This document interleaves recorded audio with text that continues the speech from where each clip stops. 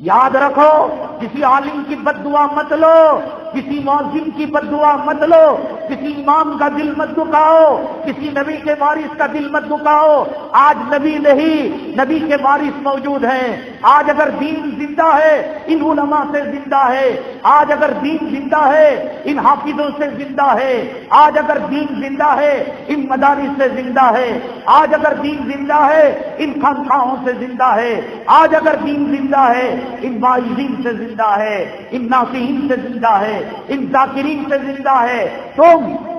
کسی سیاسی کتے کی بددعا لے کر بچ سکتے ہو، کسی پرائم منسٹر سے پنگا لے کر بچ سکتے ہو، کسی پولیس کمشنر سے پنگا لے کر بچ سکتے ہو، کسی عالم کی آزاری لگ جائے گی، کسی امام کی آزاری لگ جائے گی، کسی مؤذن کی آزاری لگ جائے گی۔ مسجد سے جھاڑو دینے والا ہاتھ اٹھا کر بددعا دے دے، خدا کی قسم تمہاری بیوی کے سامنے تم جو ہے دھرے کے دھرے رہ جاؤ گے، اولاد کے سامنے خدا کے عذاب کا شکار ہوگے، اور تمہیں تمہاری اولاد بچا نہیں پائے گی۔ حضرت نائلہ رضی اللہ تعالیٰ عنہ نے بددعا دے دی، اللہ تیرے ہاتھ کو سکھا دے،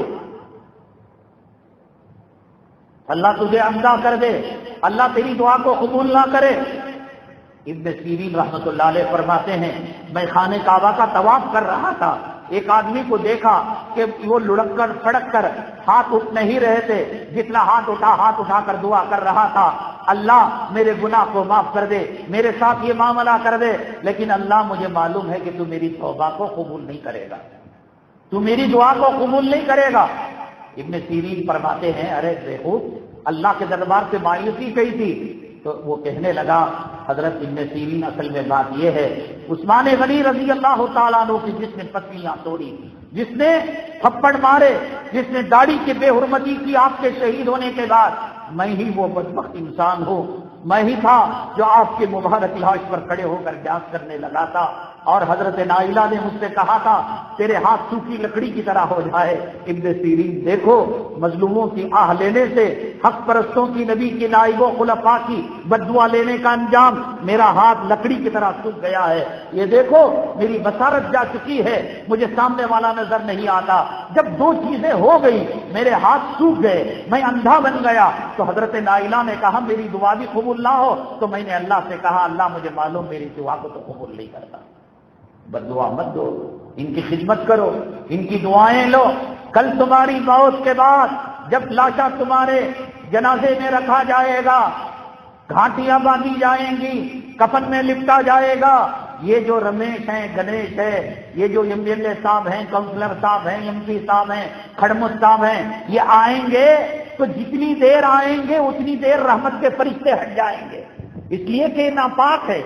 یہ سیاسی کتے تمہاری ماں کے لاشے کے پاس آ کر، تمہارے باپ کی لاشے کے پاس آ کر، تمہارے لاشے کے پاس آ کر خدا کے عذاب کو دعوت دے رہے ہیں۔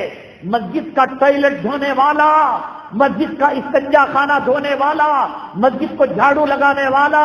اذان دینے والا، کبھی بھوک کی حالت میں کھانا کھلا دیا، کبھی ننگے پنے میں کپڑا دے دیا، کبھی بیوی کی ڈلیوری کا مسئلہ تھا ہاسپٹل کا مسئلہ حل کر دیا، تو آج وہ کہے گا اللہ یہ مجبوری کے وقت میرے کام آیا تھا، اللہ یہ تیرے حوالے ہو چکا ہے، اس کے ناک کے اندر روئی گھسوڑی جا چکی ہے، اس کے انگوٹھے باندھے جا چکے ہیں، اس کے جسم سے لباس کو نوچ کر کفن کی چادر پہنا دی گئی ہے، اللہ مولا یہ تیرے حوالے ہو چکا ہے۔ اس نے مؤذنوں کا خیال کیا، اس نے غریبوں کا خیال کیا، اس نے یتیموں کا خیال کیا، اس نے مسکینوں کا خیال کیا، اس نے بیواؤں کا خیال کیا، اس نے علماء کے دل کو کبھی نہیں دکھایا۔ آج مؤذن ہاتھ اٹھا کر دعا کرے گا اللہ اس سے قبر سے عذاب کو اٹھا لے، کروٹ کروٹ راحت دے دے، اسے جنت